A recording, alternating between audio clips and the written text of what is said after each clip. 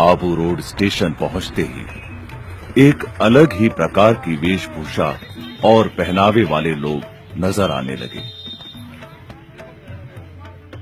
मैं आबू रोड स्थित शांतिवन के लिए रवाना हो गया। शांतिवन 70 एकड़ भूमि में फैला हुआ विशाल परिसर। ये बेहद ही शोभनीय परिसर आबू रोड से आबू पर्वत जाते समय मात्र 6 किलोमीटर की दूरी पर बना शांति के सागर समान। कुंभकर्ण को उठाने की सभी ने बहुत कोशिश की, परंतु कुंभकर्ण नहीं उठ रहा।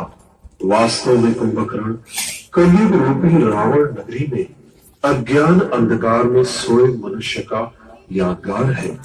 आइए देखें अज्ञान अंधकार में कुंभकर्ण सम सोए मानव को ब्रह्मा कुमारी बहनें जगा रही है।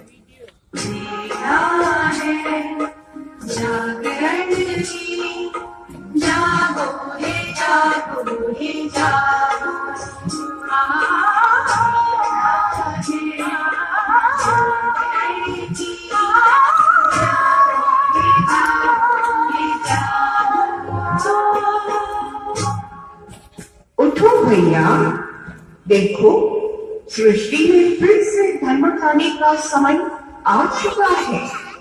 अर्थात अब इस सृष्टि में पवित्रता, सत्यता, एकता व मानवता बिल्कुल ही लोप हो चुकी है। इसीलिए भैया अब जागो।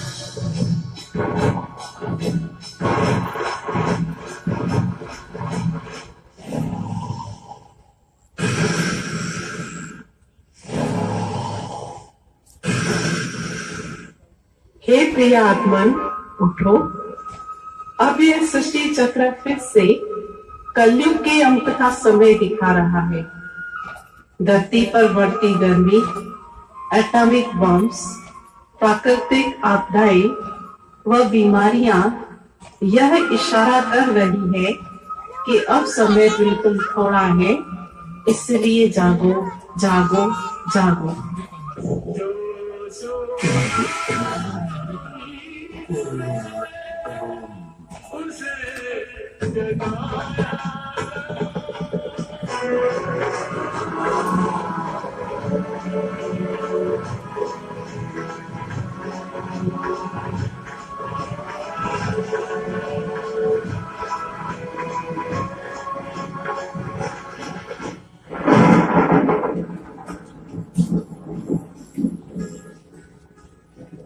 यह सब मैं क्या देख रहा हूं?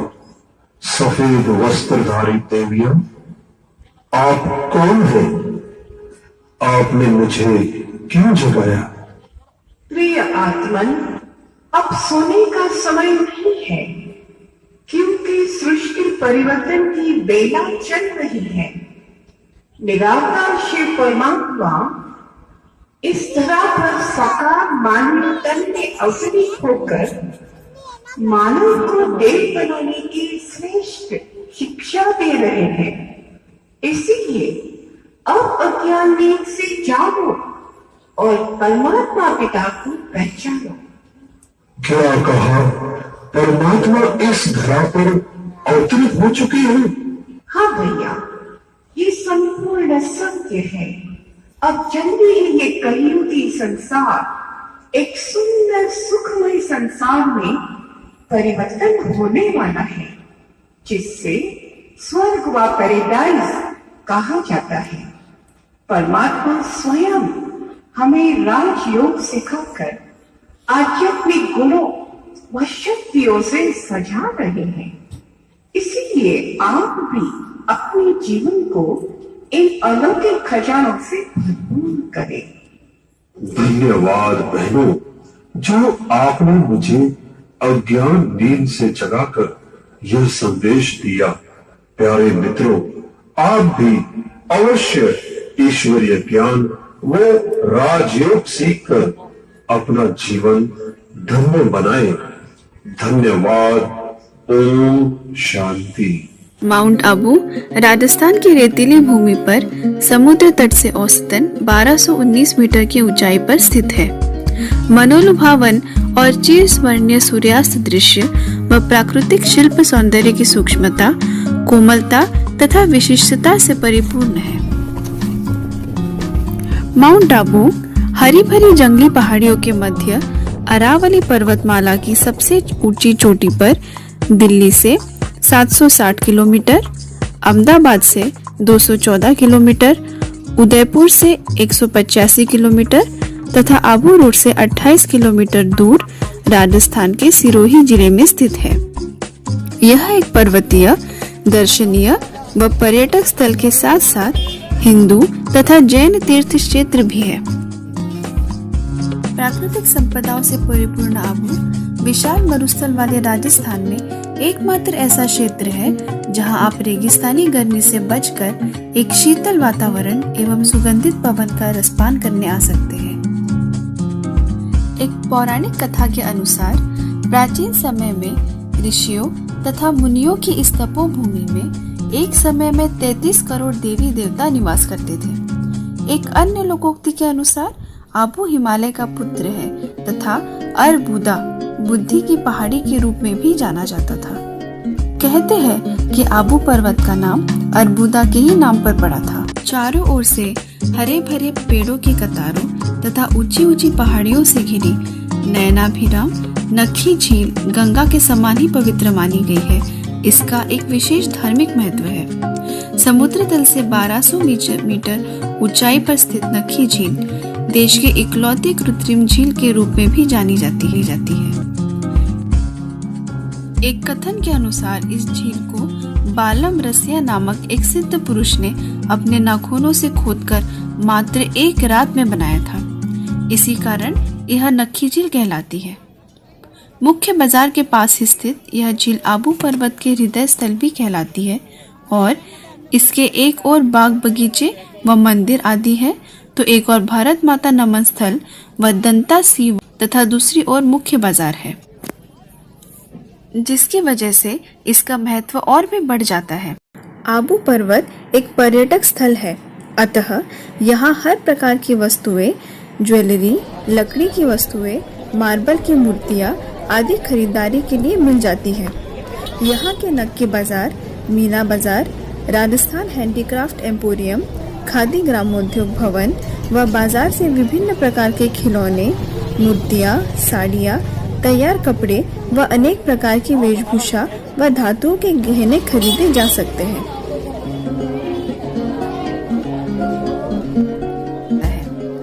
कार्तिक पूर्णिमा को इसमें स्नान करने का विशेष महत्व है। यहाँ नौका विहार का उत्तम प्रबंध है। रात के समय विद्युत प्रकाश में इसकी सुंदरता में और भी अभिवृद्धि हो जाती है जब यह रंग बिरंगी बत्तियों के प्रकाश में नहा उठती है। शाम के समय डूबता हुआ सूरज बहुत ही अच्छा दृश्य उत्पन्न करता है।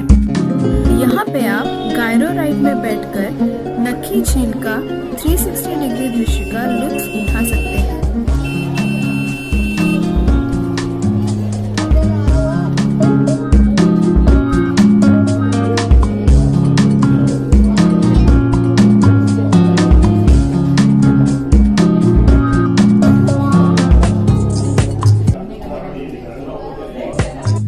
टोड रॉक, मेंढक चट्टान। आबू पर्वत चारों ओर से बड़ी ही विलक्षण आकृति की चट्टानों से घिरा हुआ है।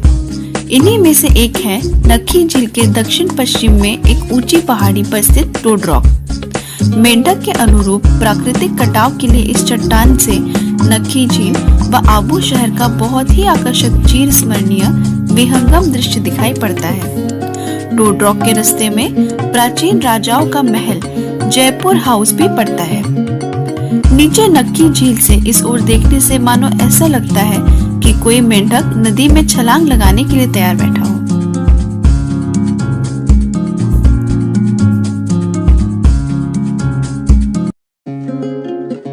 गुरु शिखर अरावली पर्वतमाला का सबसे ऊंचा शिखर है गुरु शिखर और यहाँ पर आपको पहुँचने के लिए दिलवाड़ा अचलगढ़ मार्ग पर लगभग 7 किलोमीटर की यात्रा करनी पड़ती है। अरावली पर्वतमाला की सौंदर्य निहारने के लिए यह सबसे अच्छा स्थान है।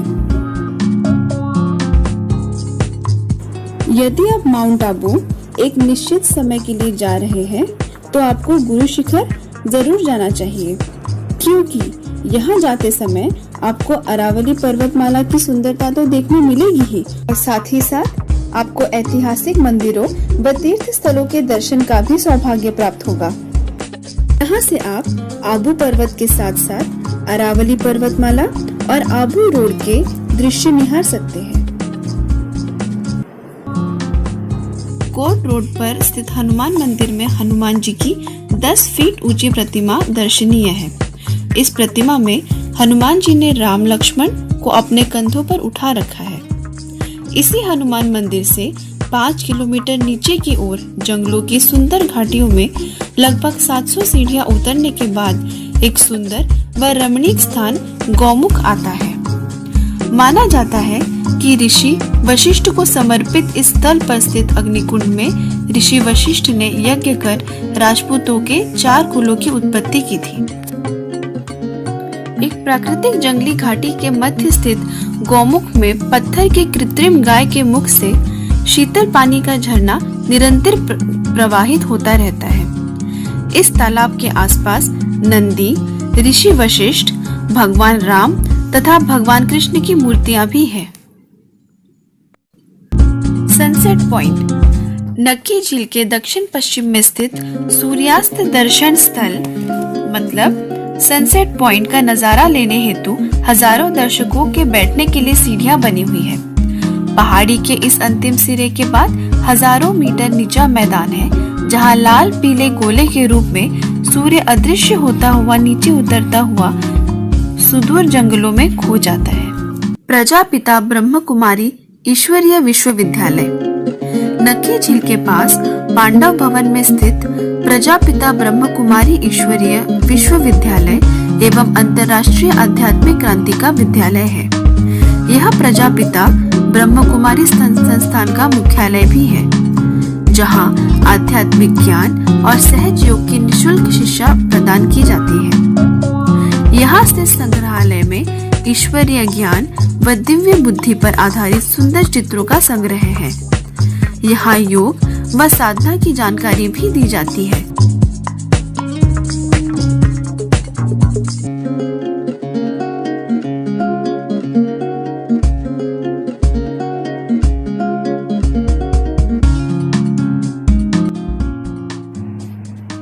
दिलवारा मंदिर। आज तक तस्वीरों में आपने जो भी देखा होगा शायद कहने की जरूरत नहीं, वाकई हस्तशिल्प का खजाना है ये दिलवारा के जैन मंदिर। मंदिर का एक एक हिस्सा ऐसा तराशा हुआ है जैसे अभी बोल उठेगा। ऐसी खूबसूरती जिसका दीदार हर कोई करना चाहता है। कलाकृति और शिल्प का ये बेजोड़ नमूना है। मंदिर की दीवारें, खम्बे सब कुछ देखकर आंखें ठहर सी जाती है। इस मंदिर का कोई भी ऐसा कोना नहीं है जो शिल्प से नहलाया नहीं गया हो। मंदिर की एक एक दीवारें आज अपनी कहानी बयां करती है। 5 मंदिरों के इस समूह में हर एक की अलग पहचान है। इस मंदिर से जुड़ी है कई बातें, कई कहानियां और कई मान्यताएं जो अपने आप में अनोखी है। यहाँ कुल 5 मंदिरों का समूह जरूर है, लेकिन यहाँ के 3 मंदिर खास है। आपको बता दें, दिलवाड़ा का ये मंदिर 48 खंभों पर टिका हुआ है। मंदिर की वास्तुकला और शिल्प को देखकर तो आपको अंदाजा लग ही गया होगा कि ऐसा नमूना शायद ही आपको दुनिया भर में कहीं देखने को मिले।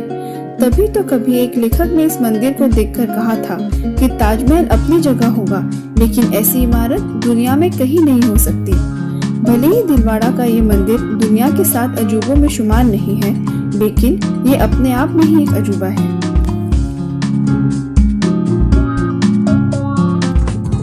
अर्बुदा देवी, अधर देवी।